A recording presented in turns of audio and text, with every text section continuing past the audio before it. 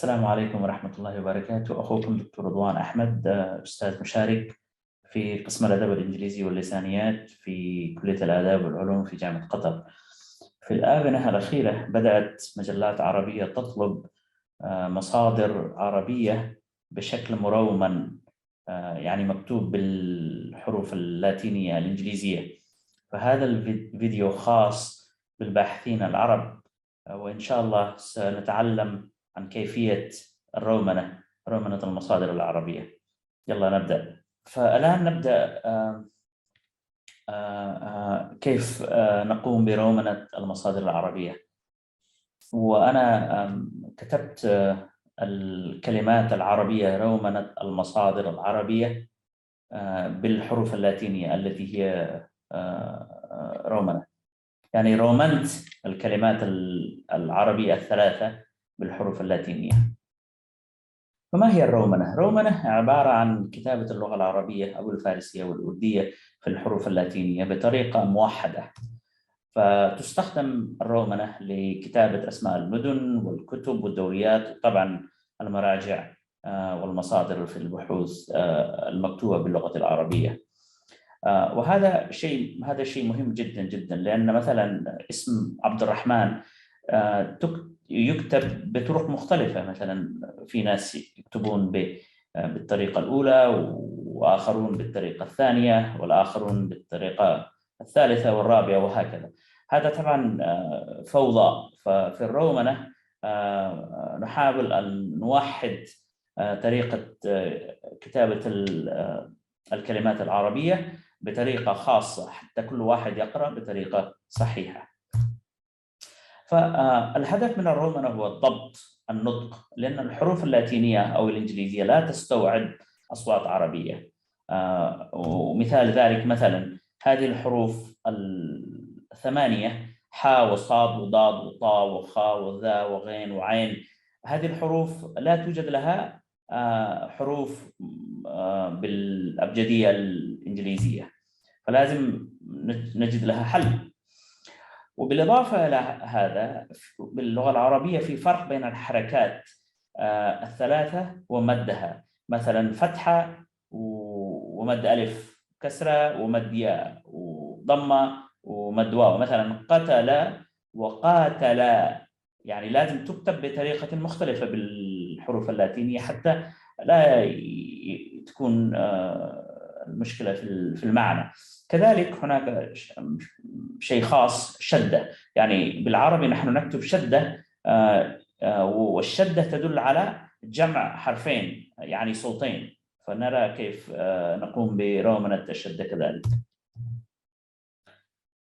طيب، الدقة في النطق مهمة، وإلا قد يتغير المعنى. مثلا بالعربي أسيل وأصيل، إذا كتبنا الكلمتين بحرف اس يعني ضيعنا الفرق بين أسيل وأصيل. وكذلك إذا كتبنا تين وطين بحرف تي يعني ضيعنا الفرق بينهما، وكذلك الحروف الأخرى. خصائص اللغة العربية. فاللغة العربية تختلف عن اللغات الأخرى في رسم الحركات القصيرة، مثل الفتحة والضمة والكسرة، فهي لا تكتب بالعربية عادة إلا لكتب الأطفال الصغار. فلذلك في الكتابة عدد الحروف لا يساوي أو قد لا يساوي عدد الأصوات في كلمة. ولكن في الرومنة في الغالب الرومنة مبنية على عدد الأصوات، فلازم نعرف كم عدد الأصوات في أي كلمة حتى نكتبها في الرومنة. مثلا نأخذ مثال كلمة قلب. نحن بالعربي كتبنا باستخدام 3 حروف، قاف ولام وباء. وكلمة غلام كتبنا باستخدام 4 أحرف، غين ولام وألف وميم. ومهند كتبنا ب4 أحرف، ميم وهاء والنون ودال. ولكن لاحظوا أن عدد الأصوات مختلفة. قلب في عدد الأصوات 4 وعدد الحروف 3 بس. ما هو الفرق بينهما؟ لأن قاف عليها فتحة، ونحن عادة لا نكتبها، ولكن إذا أردنا كتبناها فوق قاف. فبالرومنة هذا الفتحة اللي ترونها فوق قاف لازم تكتب. كذلك غلام، يعني عدد الحروف فيها 4 ولكن عدد الأصوات فيها أكثر، لأن غين عليها ضمة كذلك تكتب بالرومنة. وأحسن مثال لهذه المسألة هو كلمة مهند. قلنا بأن عدد الكلمات في كلمة مهند 4 فقط، ميم وهاء والنون ودال، ولكن عدد الحروف فيها 8. فلذلك اللغة العربية أحيانا يعني تعتبر لغة الاختصار، يعني نحن نكتب بطريقة يعني مختصرة جدا جدا. فنرى مهند مثلا يساوي هكذا: ميم عليها ضمة وهاء عليها فتحة، والنون الأول لأنه نون مشدد في عليها شدة، فالنون الأول عليها سكون، ولكن الثانية عليها فتحة، ودال عليها السكون. فالحرف الأول هو الميم عليها الضمة تعتبر حرفين، وهاء كذلك تعتبر حرفين لأنه هاء وعليها فتحة. إذا جمعنا هذه يطلع العدد عندنا 8. فلماذا هذا الشيء مهم؟ لأنه عندما نكتب بشكل الرومنة لازم تكون لها 8 حروف مش 4 مثل ما كانت الكلمة باللغة العربية.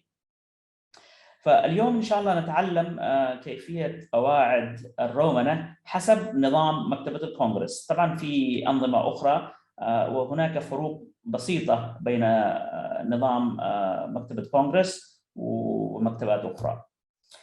فطبعا الفروق موجودة، ولكن هناك أشياء كثيرة مشتركة بين اللغة العربية والإنجليزية. مثلا الباء هو باء، يعني نفس الباء، فما فيها مشكلة. والتاء نفس الشيء. ثاء موجود وتكتب بحرفين، استخدام حرفين TH. جيم جي، وهكذا بقية الحروف. شين تكتب باستخدام حرفين باللغة الإنجليزية اللي هو S و H. فهذه لا تشكل أي مشكلة بالنسبة لنا، ولكن المشاكل تظهر هنا. فمثلا خاء، حرف خاء لا توجد باللغة الإنجليزية، توجد فقط باللغة العربية والفارسية والأردية وممكن بعض اللغات الأخرى. فنكتبها بالرومنة خاء باستخدام حرفين K و H. كذلك ذاء بحرفين D و H، وغين كذلك باستخدام حرفين G و H. والبقية هذه بالذات صاد وضاد والطاء وضاء نستخدم الحروف الموجودة باللغة الإنجليزية، ولكن بإضافة نقطة تحت هذه الحروف ال4. تمام؟ واضح إن شاء الله؟ طيب. وعين نستخدم باستخدام هذا الشيء اللي موجود على الكيبورد، وهو زي الكوما بس مقلوب. انتبهوا على هذا الشيء، لأنه بالإنجليزي فيه زي قوسين بس، أو مش واوين، واو من جهة ومن جهة أخرى. همزة باستخدام الثاني اللي هو مقلوب. يعني الفرق بين الهمزة وعين فقط فرق جهة. يعني هذا الرمز الكوما بالإنجليزي واحد مقلوب وواحد عادي. تمام. الآن نبدأ قضية الحركات، وهذه قضية خطيرة لأنه أنا عارف أنا أدرس الطلاب العرب ودائما يعني عندهم أخطاء في كتابة الحركات، فخلينا نركز على هذا الشيء. بالعربي في فتحة وضمة وكسرة، والاستخدام 3 أحرف، يعني اللي فتحة نستخدم A، ولضمة نستخدم U، ولكسرة نستخدم E. هذه واضحة. والمد اللي هو المقابل له، يعني مد ألف مثلا قاء وفاء وضاء وخاء وما، نستخدم نفس الحرف بس نحط فوقها شرطة، ونعمل نفس العملية مع ضمة وكسرة. يعني مد الواو مثلا قالوا وفتحوا، نعم نكتب يو ونحط فوقها شرطة. ومد الياء مثلا فيل وقيل، وهكذا نستخدم آي، حرف آي بالإنجليزي، ونحط فوقها الشرطة. يعني عندنا الآن صار 6 رموز للحركات العربية. وبالإضافة إلى هذه ال6 عندنا كذلك حركة في قول وكيد. يعني عندما يكون الواو أو ياء عليها سكون وقبلها حرف متحرك. وهذا لها قاعدة في الرومنة، نستخدم A و W و A و Y. A Y ليا و A W لواو. واضح؟ طيب. فطبعا في حروف كثيرة باللاتينية وبالإنجليزية لا تستخدم في الرومنة أبدا. مثلا C لا تستخدم، وحرف E لا تستخدم، وG لا تستخدم، وO لا تستخدم، وX لا تستخدم، وهكذا. الآن ننقل إلى الجانب التقني. فإن شاء الله اليوم نتعلم، لا نريد أي برنامج على الحاسوب، يعني بدون استخدام أي برنامج خارجي نحن نقوم بالرومنة. بس عندنا قضيتين، يعني إذا لخصنا القضية كلها عندنا قضيتين. قضية كتابة المد فوق الحركات اللي هو فتحة وضمة وكسرة، يعني A و I و I، وقضية كتابة النقطة يعني دوت تحت الحروف الإنجليزية للحروف الأربعة اللي شفناها، صاد وطاء وهكذا. فمثل ما قلنا نريد حل لوضع شرطة على الحركات اللي هو A و I و U، ونريد حل لوضع نقطة تحت حرف إنجليزي. فكيف نعمل؟ نفتح الوورد، وبعدين ندخل القائمة اللي فوق ونروح إدراج، وبعد إدراج رموز، وفي سهم نازل تحت ننقر على هذا، وبعدين يجينا المزيد من المرور، المزيد من الرموز. فندخل المزيد من الرموز، هذه الخطوة الأولى. والخطوة الثانية بعدين مثل ما ترون في هذه الصورة، نتأكد بأنه على القائمة على اليمين مكتوب نص عادي، وعلى القائمة على اليسار ضم علامات التشكيل، وبعدين نختار هذا الرمز اللي مظلل باللون الأزرق. هذا الرمز اللي نريده اسمه يظهر تحت على اليمين. فأنا حطيت دائرة حمراء واسم الرمز هذا combining macron.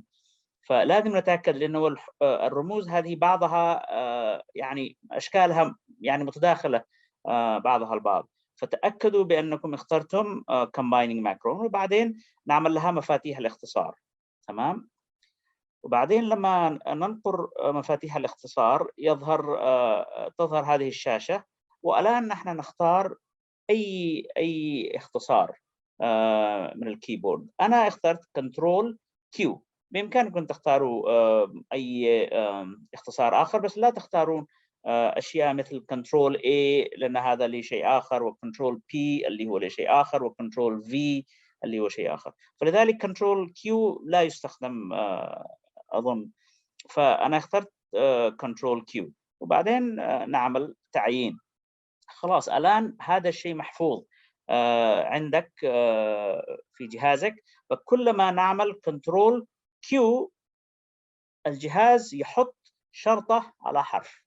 تمام، واضح؟ طيب، هذه حلينا القضية الأولى. القضية الثانية هو كيف نحط نقطة تحت أي حرف إنجليزي.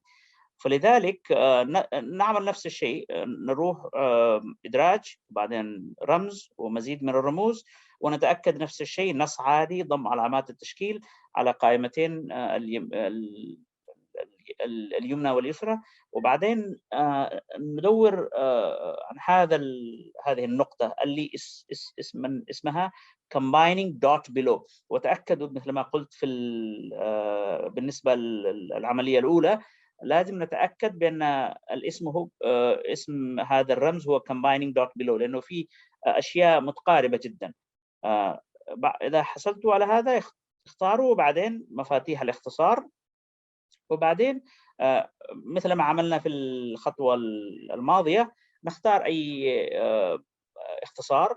فأنا اخترت مثلا كنترول دي يعني دوت يعني نقطة، وبعدين تعيين، وبعدين طبعا إغلاق، وبعدين نحن الآن الوورد جاهز لعمليتين هذه: وضع الشرطة فوق بعض الفاولز ووضع نقطة تحت بعض الكونسونانت.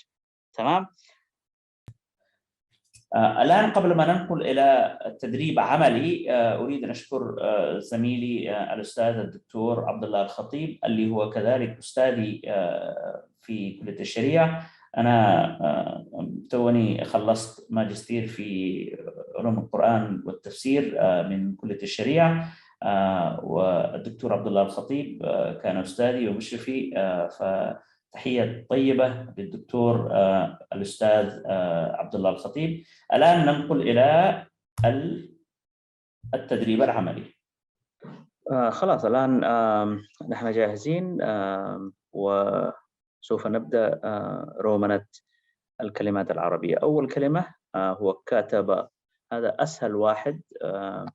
فكي، فكاف، A فتحة، T لتا، وA لفتحة، وB وبعدين A لفتحة، يعني كتب، يعني ما فيها رموز أخرى، يعني كلها حروف عادية.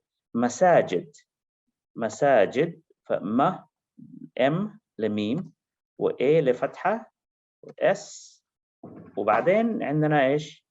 مد ألف.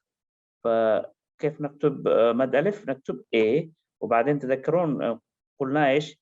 كنترول كيو. فأنا عملت كنترول كيو، والورد حط الشرطة فوق A، يعني الآن هو صار مساء، وبعدين جد عادي. فيل، الآن كيف نكتب فيل؟ F. طيب في مد ياء يعني طويل، فنعمل نفس العملية، نكتب حرف I، وبعدين نعمل كنترول كيو حتى يحط الورد شرطة فوق، هذه فيل. نجوم، نفس العملية، N ويو للضمة اللي على نون، والجي، وبعدين عندنا مد واو يعني طويل، فلازم نعمل يو، وبعدين نفس العملية كنترول كيو، وبعدين حطينا فوقه شرطة. نجوم. قول سهل ما فيها شيء صعب. وزيت نفس الشيء، ZAWT، زيت. تمام. ننقل إلى أشياء شوية صعبة. حمد. طيب حاء غير موجودة بالإنجليزي، فالحرف الخاص لحاء هو H، وتحته تحت الحرف نحط نقطة. وكيف نحط النقطة؟ تذكرون أنا اخترت الاختصار كنترول دي، فعملت كنترول دي، وشوفوا ظهرت النقطة تحتها. حمد. تمام. قائل، قائل. طيب كيو لقاف، وA، وبعدين كنترول كيو للطويل، وبعدين نحن نريد ايش؟ همزة. فهمزة هذا هو همزة، هذا الرمز، وبعدين همزة عليها ايش؟ كسرة، فلازم نعمل I للكسرة. وقائل. صادق، صادق، S، ونحط تحتها ايش؟ نقطة، يعني كنترول D. عملت كنترول D بعد ما كتبت S، وبعدين A، ولازم نحط عليها شرطة، كنترول Q، والدي اي كيو، صادق. تمام. وهكذا. الطبري، الطبري. طيب على فكرة ال سواء كانت لام الشمسية أو القمرية في الرومنة تكتب AL. فالطبري لاحظوا طاء، الطبري طاء هو حرف شمسية، ولكن فلا تنطق، ولكن تكتب حسب النظام الرومنة. ال، وبعدين عندنا طاء، لازم نحط تحتها ايش؟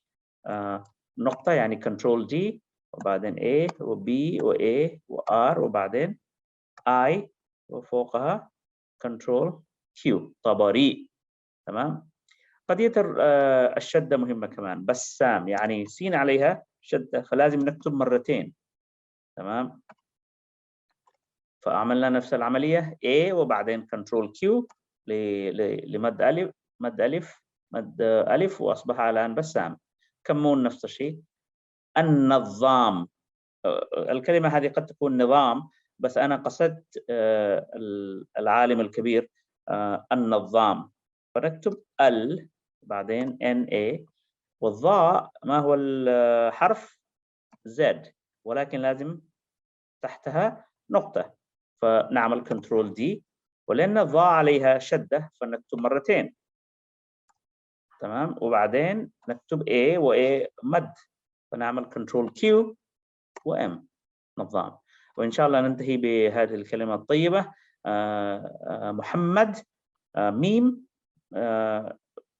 M عادي سهل ما فيها مشكلة، U للضمة، تمام، MU، وبعدين H وتحتها لازم يكون نقطة لأنها حاء مش هاء، مو حم، وميم عليها شدة، ميم الثاني عليها شدة يعني نكتبها مرتين، محمد، تمام. وهكذا يعني. آخر كلمة هو عربي لأنه عين صعبة شوية. طيب عين، شوفوا يا جماعة هذه عين، تمام. ع ر بي، بي لأنه مد ياء فلازم نعمل إيش؟ كنترول كيو عشان يتحول إلى الشرطة، فعربي. هذا هو. رومنا موفقة، وإن شاء الله تكونوا قد استفدتم من هذا الفيديو، والسلام عليكم ورحمة الله وبركاته.